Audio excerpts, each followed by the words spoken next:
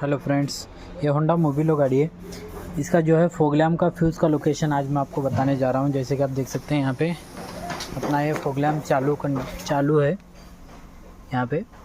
तो इसका फ्यूज़ का जो है अपन ये फ्यूज़ चेक करें इसका, तो अपना फ्यूज़ का लोकेशन आप देख सकते हैं यहाँ पे। ये 15 एम्पेयर का फ्यूज़ है अपना। ये फ्यूज़ अपना शॉर्ट है तो ये चेंज कर देंगे अपन।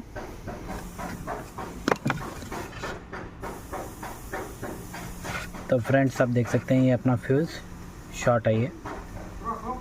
तो अपना फ्यूज़ का लोकेशन ये है। अभी दूसरा फ्यूज़ लगा के चेक करेंगे अपन।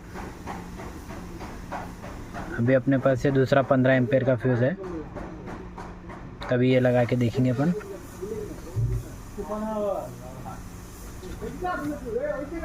तो यहाँ पे अपना फ्यूज़ का लोकेशन है फॉग लैम्प का फ्यूज़ का। तो आप देख सकते हैं ये अपना फॉग लैम्प चालू हो गया दोनों तरफ का।